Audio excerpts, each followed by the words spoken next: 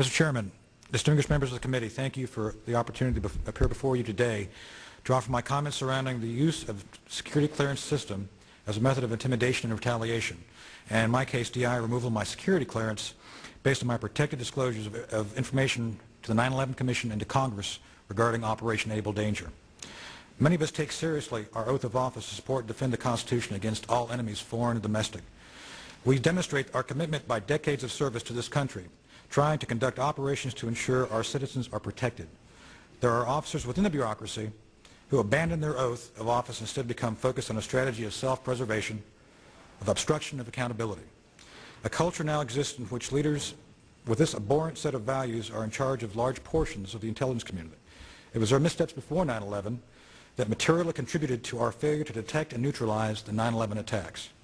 With disclosure of able danger information to the 9/11 Commission and to members of Congress was not the only factor in the revocation of my clearance. It is my judgment and the judgment of others that is the primary reason DI made such an obvious and justifiable effort to remove and silence me.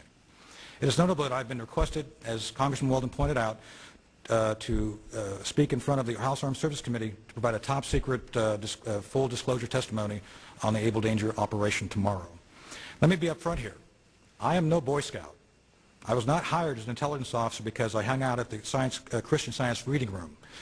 My job is to get information using tried and true intelligence methodologies, techniques that go back to the dawn of civilization. I've been trained to take risks, to create high-risk, high-gain operations, which I did successfully for 20 years. My awards and accolades have been provided to the committee for your background, and according to my legal counsel, until I disclosed the Able Danger information, I was a rock star. DI arbitrarily removed me from active intelligence officer status in June of 2004, where this process began. It was my work as a chief of DIA's Special Mission Task Force back in 1998 that I became involved with Able Danger. My officers and I were working at the cutting edge of technology and DoD black operations. Most of all of my operations and operational records remain classified, as most of the operations and the capabilities we established are still ongoing and being utilized in the war on terrorism. I was accepted to recall to active duty after the 9/11 attacks, took command of an operating base and deployed to Afghanistan twice. During the deployment to Afghanistan in October 2003, I made my first protected disclosure to Dr. Philip Zelikow, the staff director of the 9/11 Commission, regarding Able Danger and the failures of DIA and other DoD elements to maximize the intelligence, information, and promise of the project. I wish to emphasize 4 key points. I had made protected disclosure starting in October of 2003 regarding Able Danger, a pre-9/11 operation designed to identify and conduct offensive operations against Al-Qaeda. It was these protected disclosures first made to the 9/11 Commission that I believe was the basis for DIA's adverse actions against me. I revealed the fact that there were internal DoD and DIA failures regarding 9/11. It was a factor that resulted in the allegations being drummed up against me starting in March of 2004. The 3 allegations that DIA tried to use against me were first related to an attempt to thinly veil administrative issues being tied to the Uniform Code of Military Justice's criminal issues. There is a clearly defined process for criminal issues. These allegations never once rose anywhere close to that level. In addition, they were never, according to DoD personnel security guidelines, supposed to be used as a clearance adjudication issues.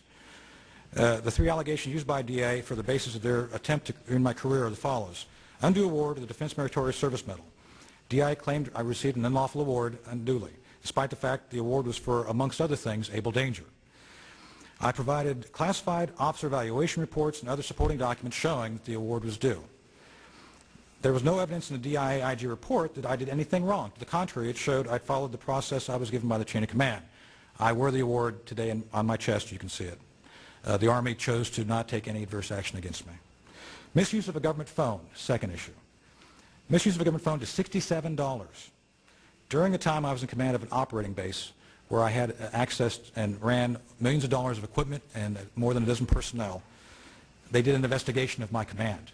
The only thing they could find is that over an 18-month period, I would periodically program a government phone to forward phone calls to my personal mobile phone so they could stay in touch with me on weekends for a charge of 25 cents for every call forwarded, accumulated over 18 months. Here in the local area, sir, I ran a base which I can't get into, which was another organization. Yes, sir. It was, yeah. Last issue, filing a false voucher for $180.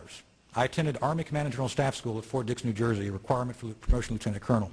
Despite this being a wholly legal claim for mileage, DIA, which DIA processed through their system legally, I was told that by the DIAIG that I falsely stated the claim, even though there's clear evidence, and I obviously got promoted to Lieutenant Colonel. They said that because it was no expense to the government, it was an illegal claim, although I could have easily filed it on my income tax had it been rejected by the government. To summarize the allegations, the total alleged loss to DOD was $250. $250. The DIA Inspector General did falsely, without evidence, make conclusions to the investigation of wrongdoing which could not be supported. DI then took these false allegations, embellished them, and went about resurrecting allegations which go back to high school, where I disclosed on a 1986 polygraph regarding some pins. 1986 polygraph that I disclosed. This was not an investigation, and it goes back 30 years. DI's allegations were refuted repeatedly on 3 separate occasions. In writing, in April of 2005, in a oral statement in June of 2005, and again my final appeal in November 2005, all to no avail. These issues were offered in writing. They've been offered to the committee in writing, so you can review them yourself. One of the most egregious rejections was they rejected a DSS Special Senior Agent's statement in writing saying that she investigated and refuted these allegations prior to 1995. Despite Army's clearing me the wrongdoing, I was promoted to Lieutenant Colonel. Let me conclude. I became a whistleblower not out of choice, but out of necessity. Many of us have a personal commitment to the truth and to Okay, sorry. I became a whistleblower not out of choice, but out of necessity. The necessity to tell the truth. The commitment to defend this country is not only simply going into combat, but actually trying to fight the bureaucracy which has slowed us down in many instances.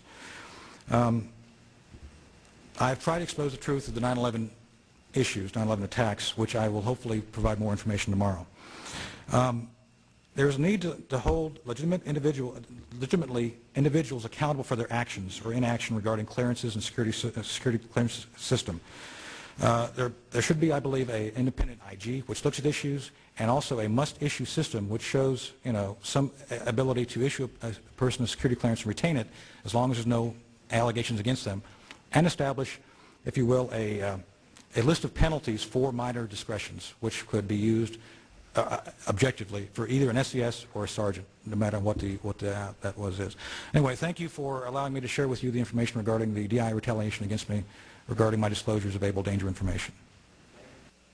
Thank you, Colonel, for your statement. Thank you both who have testified so far for your service to our military.